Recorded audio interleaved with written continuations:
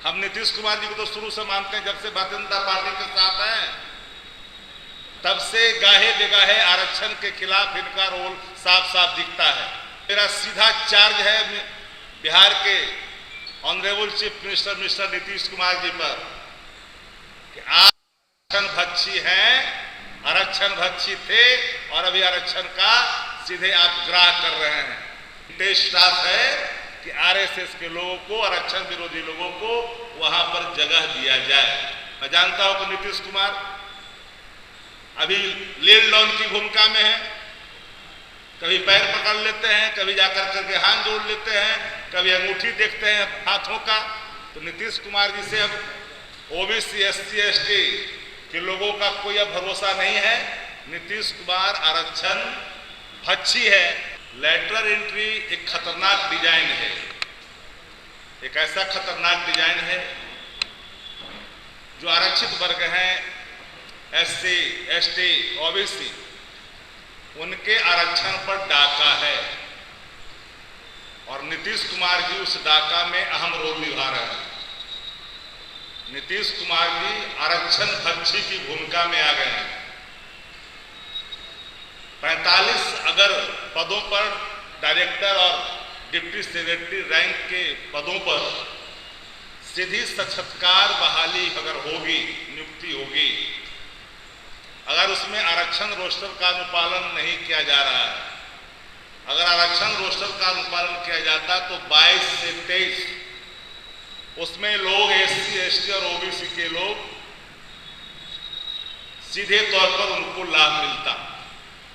जिन कंपनियों के बारे में कहा जा रहा है उन कंपनियों के मानक में कहीं से भी हम इन वर्गों को नहीं पाते।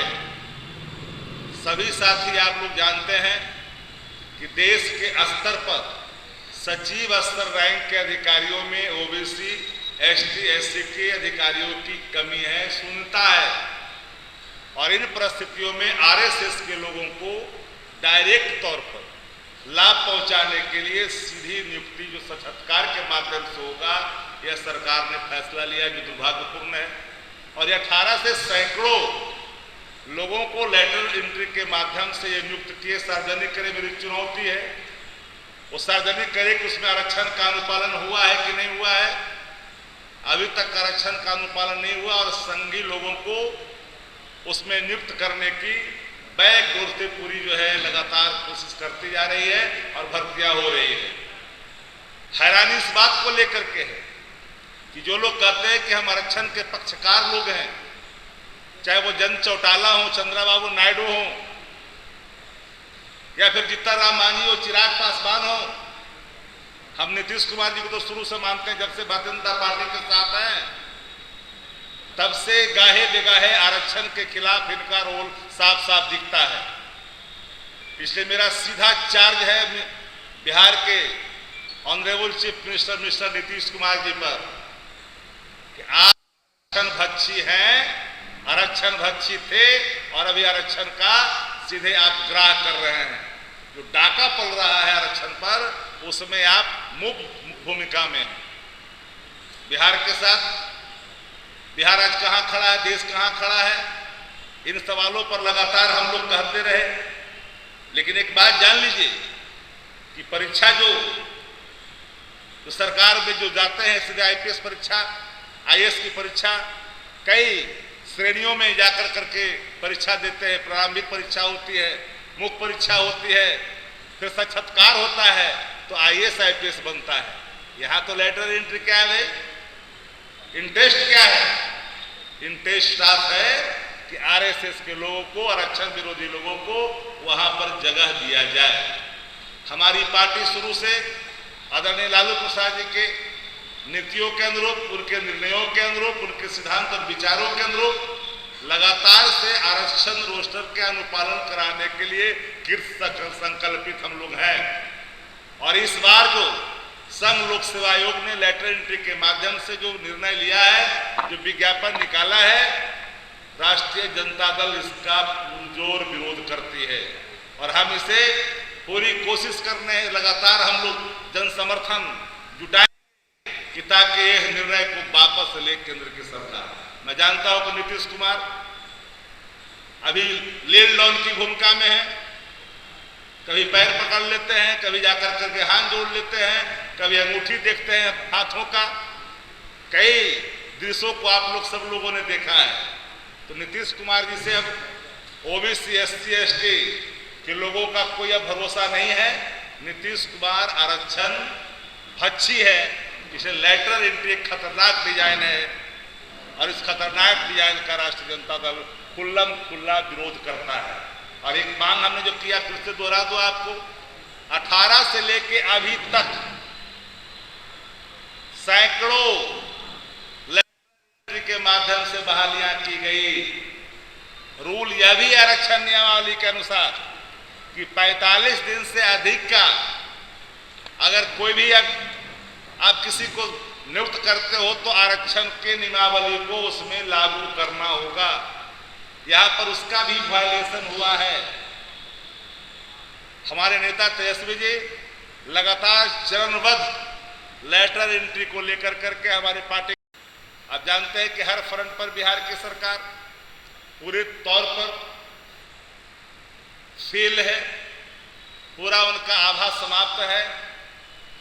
आप देख रहे हैं कि पिछले एक सप्ताह में और उसके पहले एक सप्ताह, फिर उसके पहले एक सप्ताह, फिर उसके पहले एक सप्ताह, हर सप्ताह में बिहार की दुर्दशा का एक एक तस्वीर आपके सामने नेता प्रतिपक्ष रखते हैं, बुलेटिन जारी करते हैं कि बिहार इन दिनों अपराधियों के हवाले है। एक रिटायर्ड अधिकारी अपने जूते के नोक पे पुलिस तंत्र को संचालित करता है। पुलिस हेडक्वार्टर की नहीं सुनी जाती है, बोली चाली के आधार पर पदस्थापित किया जाता है। तो जो बोली चाली के आधार पर पदस्थापित होंगे पुलिस महकमे में, उनकी भूमिका संग्रही होगी। उनकी भूमिका लॉ एंड ऑर्डर को स्थापित करने के लिए नहीं होगा। अच्छे अच्छे अधिकारी, उनको काम करने से रोका जाता। बिहार में आप देख रहे हैं, याद करें 2005 में किन किन महारथियों ने नीतीश कुमार जी को सरकार बनाने में अपनी अहम भूमिका निभाई थी। वो सब लोग आज एक साथ एक मंच पर आ गए हैं। वो सब लोग धीरे धीरे उनके साथ हो गए हैं। नीतीश कुमार जी तो ऐसा काम करते, नीतीश कुमार जी के साथ अगर कोई चल जाए तो व्यक्ति महात्मा बन जाता है, और वही व्यक्ति इधर चलाए तो उनके प्रवक्ता, उनके नेता खूंखार अपराधी पेश करते हैं। तो आजकल हमारे पार्टी के प्रदेश अध्यक्ष जी लगातार, जो मैं देख रहा हूं, जो उत्तर बिहार से लेकर के दक्षिण बिहार, पूरब से लेकर के पश्चिम, चारों तरफ के जितने भी सब जो बाहुबली है, सब अब नीतीश कुमार जी की अगल बगल की शोभा। किसी को उत्तर प्रदेश की पुलिस खोज रही है, किसी को नीतीश कुमार घृणा करते थे वो अभी सुनते हैं बाहर आने वाला है। नीतीश कुमार न किसी को फंसाते हैं न किसी को बचाते हैं। जब जरूरत पड़ती है तो चुनाव में बाहर निकाल करके उसका लाभ ले जाते हैं और फिर उसके बाद में उनको मुक्त करते हैं। इन दिनों एक चौपाई जो है, एक दोहा लगातार गाया जा रहा है। उन दोहों के बारे में आप लोग सुने होंगे कि एक अन्य मार्ग के द्वार पर भय महाबलियों की भीड़, नीतीश कुमार चंदन रगड़े और तिलक करे बाहुबली वीर। ये लगातार हम लोग तो देख रहे हैं शुरू से, 4 से 5 से 3 से 2 से, उसके पहले जो वरिष्ठ लोग हैं याद करिए, चाहे वो चंपारण के इलाका का कौन था जो आपको सीमांचल के इलाके का था, कौन था जो मिथिलांचल के इलाके का था, कौन था जो इधर आपको शाहबाद के रेंज का था, कौन लोग है जो पूर्वांचल का था। सबके नाम सब लोग जानते हैं, सबके इतिहास सामने है। आज सब उनके साथ है। अगर विपक्ष आदरणीय नेता तेजस्वी जी कहते हैं कि बिहार में सत्ता संरक्षित अपराध हो रहा है, इसके सारे प्रमाण सामने हैं। LHS से RHS सीधे प्रूव हो जा रहा है। पूरे तौर पर कानून व्यवस्था मर चुका है। हर गलियों में, हर कुचे में मौत का जिस तरह से घबरा, मौत की साया छाए हुए, क्रांत की स्थिति है, रुकते बिलखते परिजन हैं। हालात जिला में ही नीतीश कुमार जी का गृह जिला भी सुरक्षित नहीं है। कोई ऐसा दिन नहीं जहां दर्जनों हत्या बिहार में नहीं होता। पटना का पौष इलाका में बचा हुआ है। तो बिहार अब अचेत हाथों में है। बिहार इन दिनों अचेत हाथों में है।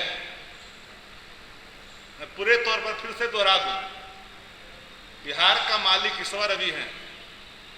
अचेत अवस्था में बिहार को जाने के कारण उनके शागिर्दों ने जिस तरह से बिहार की संसाधनों पर लूट का एक अड्डा बना रखा है, दुकान खोल रखा है, वो सब बातें हम लोग आगे कल कभी करेंगे।